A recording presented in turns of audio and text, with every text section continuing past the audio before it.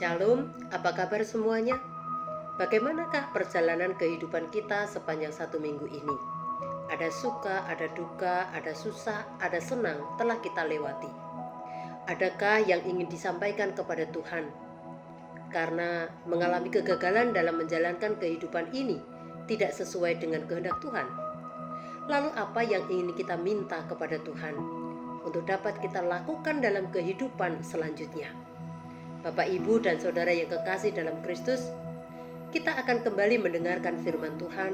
Namun sebelumnya saya mengajak terlebih dahulu untuk berdoa. Mari kita berdoa.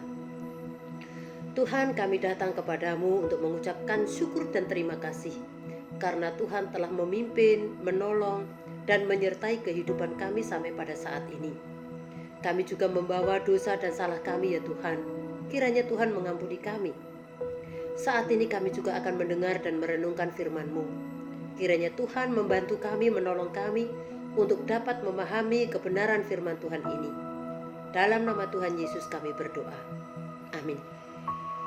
Bacaan firman Tuhan kali ini diambil dari Markus pasal 10 ayat 2-16. Silakan membuka Alkitabnya lalu membacanya dalam hati. Saya akan membaca untuk kita semua. Demikian firman Tuhan. Markus 10 ayat 2-16. Maka datanglah orang-orang Farisi dan untuk mencobai Yesus mereka bertanya kepadanya, apakah seorang suami diperbolehkan menceraikan istrinya? Tetapi jawabnya kepada mereka, apa perintah Musa kepada kamu? Jawab mereka, Musa memberi izin untuk menceraikannya dengan membuat surat cerai. Lalu kata Yesus kepada mereka, justru karena ketegaran hatimulah, maka Musa menuliskan perintah ini untuk kamu. Sebab pada awal dunia Allah menjadikan mereka laki-laki dan perempuan. Sebab itu laki-laki akan meninggalkan ayahnya dan ibunya dan bersatu dengan istrinya, sehingga keduanya itu menjadi satu daging. Demikianlah mereka bukan lagi dua, melainkan satu. Karena itu apa yang telah dipersatukan Allah tidak boleh diceraikan manusia. Ketika mereka sudah di rumah, murid-murid itu bertanya pula kepada Yesus tentang hal itu. Lalu katanya kepada mereka, barang siapa menceraikan istrinya lalu kawin dengan perempuan lain, ia hidup dalam perzinahan terhadap istrinya itu. Dan jika si istri menceraikan suaminya dan kawin dengan laki-laki lain, ia berbuat zina. Lalu orang membawa anak-anak kecil kepada Yesus supaya ia menjamah mereka. Akan tetapi murid-muridnya memarahi orang-orang itu. Ketika Yesus melihat hal itu, ia marah dan berkata kepada mereka, biarkan anak-anak itu datang kepadaku, jangan menghalang-halangi mereka, sebab orang-orang yang seperti itulah yang empunya kerajaan Allah. Aku berkata kepadamu, sesungguhnya barang siapa tidak menyambut kerajaan Allah seperti seorang anak kecil, ia tidak akan masuk ke dalamnya. Lalu ia memeluk anak-anak itu dan sambil meletakkan tangannya ke atas mereka, ia memberkati mereka. Bapak, Ibu, dan saudara-saudari yang kekasih, setelah kita membaca dan mendengarkan perikop ini, kata apa yang melekat dalam pikiran saat ini? Ketika saya membahas hal ini dengan teman-teman, sebagian besar mengatakan bahwa kata yang melekat adalah cerai atau zina. Dua kata yang familiar yang saat ini juga sering terjadi.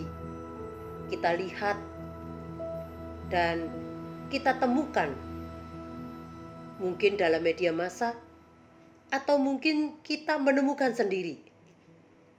Bapak, Ibu, dan saudara yang kekasih, jika keterpisahan ini terjadi, tentu karena ada kesalahan. Karena rancangan Tuhan sejak awal tidak terjadi di dalam kehidupan umat manusia. Ada sesuatu yang telah dilakukan oleh manusia itu sendiri. Oleh sebab itu, tema kita kali ini adalah hidup dalam rumah bersama. Berbicara tentang rumah bersama, maka di sana akan ada anak-anak, ada orang tua, ada orang dewasa, laki-laki dan perempuan, dengan pekerjaan dan juga keterampilan yang berbeda-beda, serta memiliki karakter dan sifat yang berbeda pula. Rumah bersama ini juga menjadi tempat beristirahat, tempat melepas lelah dari segala aktivitas bekerja dan juga belajar.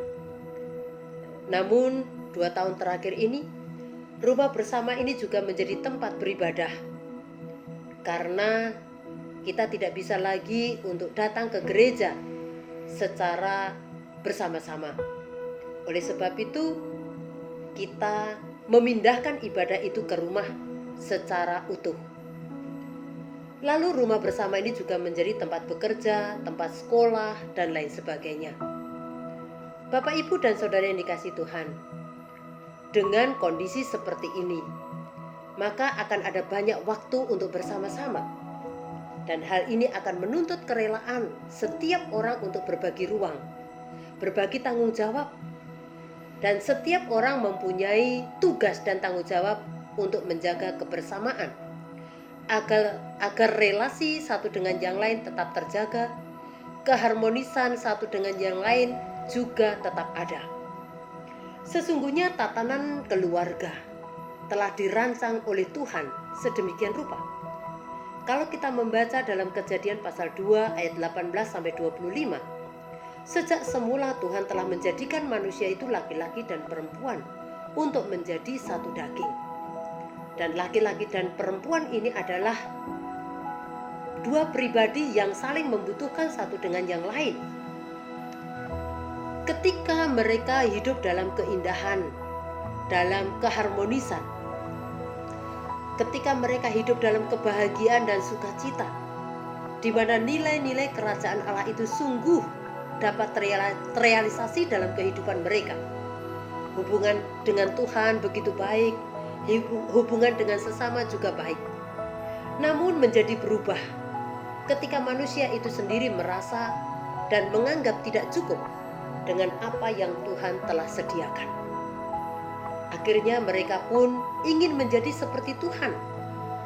Dan akibatnya terjadi perpisahan, terjadi kehancuran. Mereka terpisah dengan Allah. Dan di antara mereka juga saling menyalahkan satu dengan yang lain. Merasa merekalah yang benar dan yang lain salah.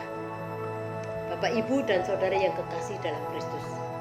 Lalu apa hubungannya dengan kelayakan menyambut kerajaan Allah? Sebagaimana yang Tuhan Yesus ajarkan melalui gambaran seorang anak kecil yang dianggap, yang dikatakan oleh Tuhan Yesus yang layak untuk menyambut kerajaan Allah. Kita melihat tadi bahwa ada sekelompok orang yang disebut sebagai orang Farisi. Orang-orang ini adalah orang-orang yang selalu mencari-cari kesalahan orang lain, merasa dirinya benar, dan selalu memberikan statement atau memberikan pernyataan-pernyataan yang berbeda. Mereka adalah kelompok spiritual, tetapi mereka selalu merasa yang paling benar dan yang lain salah. Lalu yang kedua, kita juga melihat mengapa terjadi surat cerai, atau mengapa Musa sampai akhirnya memberikan surat cerai. Di sana dikatakan karena ketegaran hatimulah. Karena adanya ketegaran hati, kekerasan hati, merasa dirinya paling benar, egois, tidak ada ruang untuk berbagi dan peduli, sehingga terjadi perpisahan. Lalu yang ketiga, kita juga melihat para murid ketika melihat orang-orang membawa anak kecil kepada Yesus. Para murid itu memarahi.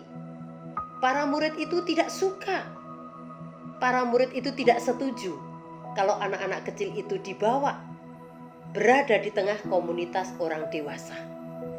Bapak, Ibu, dan Saudara yang kekasih dalam Kristus, kelompok di atas adalah mewakili karakter dari orang-orang yang egois, yang mau menang sendiri.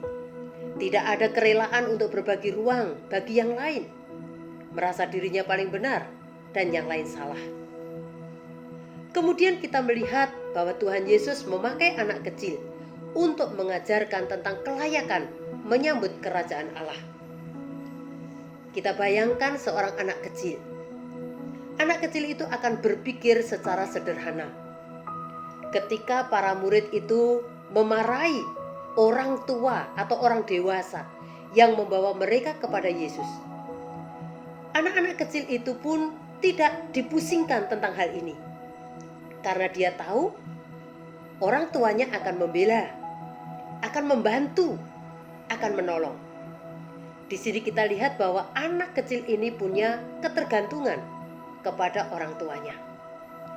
Anak kecil ini sangat sederhana dalam memikirkannya. Dan anak kecil ini tidak takut atau khawatir karena mereka tahu ada yang akan membantu mereka. Mereka berani bertanya tanpa harus melihat ke kiri ataupun ke kanan.